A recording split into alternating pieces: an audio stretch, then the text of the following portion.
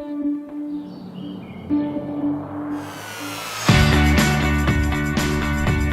day or good evening, guys, depending on where you're from in the world. It's Famincio here on the Sticks today. Going to be talking a little bit about H1Z1 and the update that's happening, well, pretty much right now. It's a little bit sad to see this sort of version of H1Z1 go, because I've had a lot of fun with it, and I think especially in duos or fives, I think they got everything, weapon balancing, vehicles, especially since the last patch anyway, they've got it pretty much there and about spot on. So there's no, it's not supernatural to have a little bit of nervousness about what's coming next for H1Z1, and you know, how much is it going to change? Is it going to imbalance things a bit too much? I don't know. But the first thing I'd like to talk about really is probably the biggest thing for me is the armored vehicle, and is that going to respawn the whole palaver of having just this overpowered car in the last circle, in the last safe circle, and you know, is everyone just going to be hunting, especially like in fives and duos, everyone's just going to be hunting for the big armored vehicle because they know that that's going to get them through the game. I don't know, for me especially, I feel they solved the issue with the cars in the last save circles, or in the last sort of few save circles, and it felt good. It felt good that there wasn't many cars there, and you know, people were out sort of shooting their guns.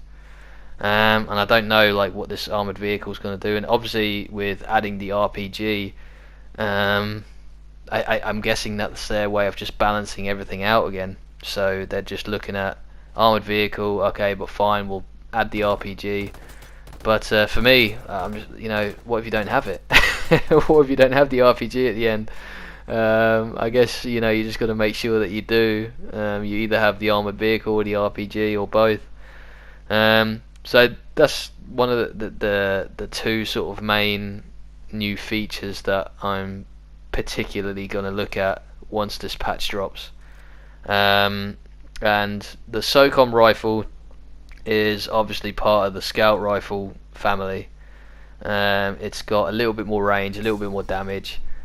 It's not really anything, I haven't used it, but I don't think it's anything really to shout about. It's not going to be like the M40 killer or anything like that. It's not going to be the sort of the go-to gun. It might be for some people, but definitely not for me. I think I personally have have problems picking up anything scoped that's not the M40. Obviously I'm fine with the red dots and everything like that, because you know, I use red dots in other games all the time, but the Marauder sort of reminds me a little bit of an ACOG, and you know, that might be your cup of tea. It just doesn't suit me, and my style of play, and that's just an opinion, you know, and you guys might think differently. But yeah, the SOCOM is going to have a 6x scope, and slightly increased damage, so I don't know exactly how, but I think the statistics are that it's 2 shots to take off the armor, and then 3 shots to the body. This is just body to put someone down. And obviously the M40 sniper is going to get a very, very necessary buff in my opinion, and that is, if you shoot somebody in the head, like I just got shot in the head, then that game would have been finished. For me, that game would have been over on that shot that guy just done, and quite rightly so, because I mean, I think that guy must be so annoyed that he just pulled off a great headshot, you know, and I'm still in the game. I still had enough health to just go and challenge him. I wasn't even fussed. You know, I was just like, oh well, my helmet's gone, but you know, if I go and rush him, then you know, he's not going to get his guns out on time, and that's just gonna, you know, it's just going to be the end of him. So yeah, there's a couple of things that, you know, I'm questioning now, but I'm still excited about the new patch. I'm still excited about what they're going to bring, because it is a good game. And with the new Call of Duty, like Black Ops 4 coming out, that's sort of having various different issues and stuff like that. I think H1Z1 is still a good runner for the people who are just looking for something else. They're just looking for another sort of game, that's sort of another release. And yeah, I just so it's not supernatural to ask questions about exactly how is it going to balance the game out. Is it still going to be the same H1Z1 and this, that, and the other? So yeah, I'm still also questioning a little bit about the battle passes. I don't know the full detail. Or what I mainly know is that there's going to be 3 versions of the battle pass, which is going to be obviously the free one. Then you're going to have the premium one, and then after that, obviously the PlayStation Plus one. And I don't think there's much in between the PlayStation Plus one and the premium one. I'm not entirely sure exactly what you get, like what sort of goodies you get. That's gonna sort of separate you from the free one. I hope that it's just skins and stuff like that, and that's not just gonna be it's just pay to win now, because I think it'll just ruin the game. So I hope that they've sort of taken care in really thinking about how they're gonna like keep that balance, even with paid memberships versus just people who are gonna play it for free. And so like yeah, the battle passes, as well as obviously the reward lines. I think there's 3 reward lines and 30 reward tiers. I don't know. I'm unfamiliar with that. I'm guessing it's kind of like leagues that you work yourself up and down the leagues. It sounds really interesting, and I know that they've implemented that in the PC a long time ago, and it makes it so much more competitive, and it's something I'm miles looking forward to, because it's one of the biggest things that I'm looking forward to, bar the one shot, despite a helmet, one shot M40 sniper rifle headshot, and that's the sort of main one that I've been looking out for. But I'm still looking forward to finally, when you complete a solo, you're gonna get something for what you've done. Because right now it's just like, I mean, you rank up, and I guess that's status. You can like say, yeah, I'm level 34, but it just means you played the game a lot. It doesn't really mean anything other than that. It doesn't really mean that you've come first a lot. Or and on the subject of coming first, actually, I'd love it if they just put like statistics somewhere where you can look up your statistics, where you can look up how many wins you've got, how many times. At least just list the top 3.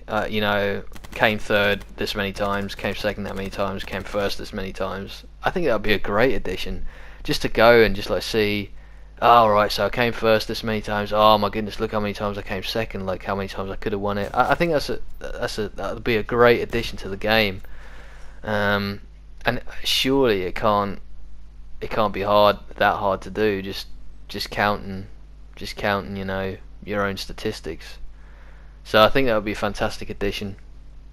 But yeah, the leagues, they sound really interesting. I'm looking forward to just working myself up and down them, and once the seasons are over, I think depending on what sort of league you're in, you're gonna get a reward that's sort of suited to, or that sort of accommodates like what you've achieved in the league. So I'm guessing if you get like, there's 30 reward tiers. So I'm guessing that like if you work your way up those tiers, eventually the 3 different reward lines will be, what you're sort of, where you're sort of the path that I'm guessing it'll be like a tree branch that you're okay. He's in this tier. He'll get bronze, silver, gold, etc. Depending on where the gold crates are, or the silver crates, or the bronze crates. So it'd be interesting to see like how they do it, and yeah, just to figure out how they're going to keep us interested, because I think that's the sort of main worry right now, is like people, they don't see a reward at the end of their hard work. And I mean, a lot of the time they're like 20-minute games, and that's not necessarily a bad thing. I still think it's good, because you have to play the game tactically, and I think that's one of the things that sort of separates these kind of games from the others.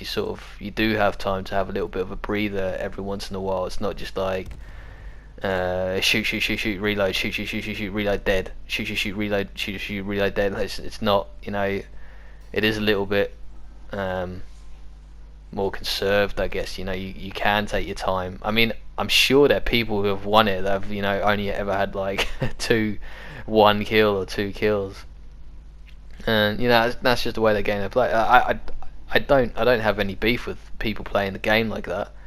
You know, that's just how they play.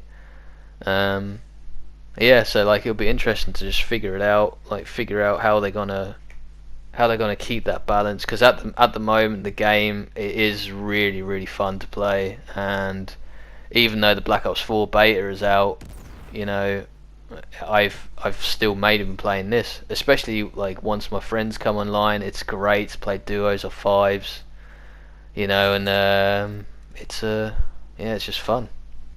Yeah, in terms of how I think the game might change, that is one thing that is like quite difficult to answer, because I mean, you can't really foresee how drastic the change is going to be until you actually like get your hands on it. And it's the most worrying thing for me really is what I mentioned earlier about the armored vehicle. Is they've just finally sorted the vehicle thing out. So I'm just really hoping that they've just kept it. They know that they've sorted it out. Maybe it's like runs out of fuel super fast. I don't even know. Like maybe it's only got like what normally is like 50% fuel. So yeah, you're gonna like have super protection in this armored vehicle, but it's actually not gonna do you much good, because at the end of the day, it's only gonna last you, you know, a couple of minutes if you're driving around in it. In which case, you'd probably see like a lot of people just getting inside the armored vehicle, just posting up somewhere, like protecting themselves inside the vehicle. I don't know.